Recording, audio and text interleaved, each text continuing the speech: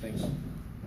So today I'm going to present my public policy on decriminalization and medical use of marijuana in Illinois. Next. Here are some backgrounds. I'll begin talking about the medical policy, marijuana policy project. It's an advocacy group, and the main purpose of this group is to increase public support for non-punitive and non-coercive marijuana policies. They help with changing state laws and to gain influence in Congress. They were founded in 1995, and since then, positive medical marijuana bills have been introduced in 9 Congress in the United States. Next. In Illinois, there are 3 bills to decriminalize marijuana, and these bills are in consideration as well. The House Bill 708, House Bill 422, House Bill 4091, which I will get into more detail later. In summary, these are bills that will amend the Cannabis Control Act, which reduces the offense of the possession and intent to deliver cannabis. There's also a medical cannabis pilot program. In summary, this program is to review and select organizations, applicants, license, and regulate dispensing of cannabis. This is a program to provide alternative treatments for serious diseases and to help treat patients with chronic pains. Next. As far as the 3 branches of government, here we see a quick summary of the 3 branches of government in which any laws must go through in order to get created and passed. In the next slides, I will discuss some examples of what branch laws for marijuana policy process are in for Illinois. Next.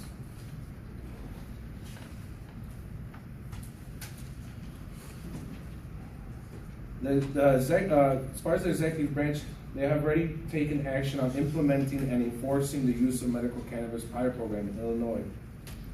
As of August 1st, 2013 in Illinois, Governor Pat Quinn signed into law the Compassionate Use of Medical Cannabis Pilot Program Act.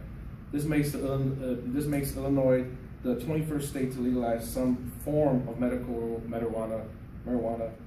However, it's one of the most restrictive laws in the state, in the country. This law is to provide for eligible patients for pain. This will be made available for patients suffering from 35 chronic conditions, for example, cancer, dystrophy, and HIV/AIDS, and other cancer illness. Law went into effect in January 1st, 2014. Patients will be able to apply for registry ID cards to help track how much marijuana is purchased. Medical marijuana will be available to be purchased from up to 60 dispensary centers throughout the state. As we can see, there have been over 373 applications filled out to be able to dispense marijuana. Registry of patients will fall under Illinois Department of Agriculture. All marijuana must be grown in Illinois, and not all serious illness can qualify. You must fall into one of the categories specified by the Illinois law. Next. The legislature for the Illinois is considering the decentralized bills to stop jailing people for marijuana possession, reduce marijuana penalties. This would be to amend the Cannabis Control Act. I've listed some of the sponsors for both the House Representative and Senate, as you see here. And many of these people see there is a real need for the bills to be passed. Sponsor House Representative Lou Lang feels that it will eliminate many ill people from having to go buy marijuana cannabis from the streets or from the alley, to help many with the pain they deal with. Medical marijuana is a huge need all across the nation here in Illinois. There are over 1,000 children here in Chicago who don't respond to seizure medication, but have experienced dramatic improvements using marijuana. Unfortunately, many have moved to Colorado, as these bills don't include any minors to be among the people who will be approved to use medical marijuana. But minors can apply to be a patient in the program. On January 1st, 2015, the Public Act 98/0775 will become effective, and the Illinois Department of Public Health Division of Medical Cannabis will accept applications for qualifying patients under 18 years of age and who have medical conditions like seizures and epilepsy. House Bill 5708 is pretty much will reduce the penalty for possessing under 30 grams to a new category of offense called a regulatory offense, which avoids a criminal record and is punishable by a $100 fine. The House Bill 4299 will reduce several marijuana penalties, include reducing the penalty for possession of more than 10 grams but not more than 30 grams of any substance containing cannabis to a criminal fine of up to $100 for a first offense. The House Bill 4091 provides that upon arrest for possession of not more than 30 grams of any substance containing cannabis, criminal charges would be committed under a uniform cannabis citation. However, the fine or offense range is higher and is based on prior similar offenses. It's about if you're a first-time offender or a recurring offender. House Bill 001 has already been passed when Governor Pat Quinn signed the bill. This bill creates a compassionate use of medical cannabis pilot medical condition, provides a person diagnosed having a debilitating medical condition to be permitted to legally possess no more than 2.5 ounces of usable cannabis within a 14-day period, I believe. Next. Judicial branch for interpreting the law for the use of the Medical Cannabis Pilot Program Act. Here are some examples of how the law was interpreted and how it will be used in individual cases. We can see there's a specific criteria for the use of cannabis. You can see how much will be legal for a patient in Illinois to be using. This is going to help the courts identify who is not legally compliant with the Illinois state law. 2.5 in 14 days, that's a lot. By the way, English. Next. 2.5 ounces? 2.5 ounces in a 14-day period. Sorry. As far as public opinion in the United States, it has transformed over the past few years. Americans are basically fleeing. There's no sense to keep spending billions of dollars in trying to enforce a law that is unenforceable. States and local governments could be taxing and regulating marijuana. It will deprive criminal organizations of profits and also allow police to focus on more serious crimes. As we can see, in 1 year, there are over 750,000 arrests for possession of a small amount of marijuana. As far as the news media, it acts as an expert source on cannabis issues. It provides health experts and researchers with a wide audience, and they are able to voice out the benefits of legalizing marijuana. It has allowed the nation to understand and accept the use of marijuana, which has caused a fundamental shift in the American culture and medicine. Next. Many people are aware of the medical marijuana. It's been available in the ballots for Americans to be able to vote on passing some of these laws for some states this year, like Alaska, Florida, Oregon, and Washington, D.C. Right now, it's still a law that is state by state. It's not for the entire nation.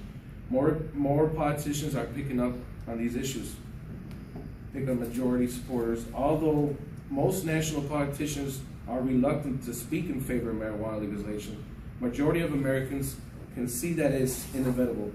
We have seen that most Democrat parties are in favor of the laws, but there have also been Republicans who have also stated they do see the benefits in passing some type of legalization for marijuana. Here we see some examples of governors who are in favor of passing marijuana laws. On the right side there. Polls have shown that 75% of respondents believe the sale and use of recreational marijuana will eventually be illegal nationwide. Next. Other influences, here's Fabio Rojas, is a professor in Indiana University who studies social movements, said that these movements tend to be driven by ballot initiatives, lobbying of policymakers, or mass protests that raise awareness. People feel more comfortable talking about it and voting as it's being discussed publicly. There are many interest groups that are formed to educate the public and media. I've listed some of the examples of the nonprofit organizations, groups, with their mission is to inform and move the public opinion to legalize marijuana. They serve as advocates for consumers. Next. As far as the economy level, the tax revenue, or first of all, let me point out the first word element, Joe Moreno. He is pointing out to his success in Colorado, and pretty much he's seen the tax revenue generated by recreational marijuana in the first month of legalization in Colorado collected $1.24 million in tax revenue. Illinois is $7 billion in debt, and this could change as Illinois needs a new $1 billion industry. It could possibly bring $100 million a year in tax revenue, and legalization can bring more jobs. City zoning official awarded special use permits last week to 3 groups dispensary license. Medical Marijuana Institute will help to answer challenges with this new industry. It will also add more than 400 jobs for Illinois residents. With this new law being passed, we will hopefully have more institutions that will become educated on what is the best way to safely prescribe and distribute prescribed medical marijuana. Only a cultivating center may grow cannabis plants and use parts of cannabis to make products such as oils, concentrates, and extracts. The proposal from the Illinois Department of Agriculture, legal pot business will need approximately $500,000 in the startup costs. The program will require pot dispensaries to pay $5,000 non-refundable application fee, show proof of $400,000 in assets, pay a $30,000 permit fee, and fork up another $25,000 yearly permit renewal fee. Local governments will be able to charge as well their own dispensary and cultivation center fees. This is another reason why it's creating a delay. The Department of Agriculture will award no more than 1 license in each of the 22 districts here in Illinois, of the Illinois State Police. This is why I will push to continue to help pass the reform laws on legalizing marijuana, as this will not only benefit thousands of people who are very ill, but to also help boost our economy in Illinois. Thank you. All right.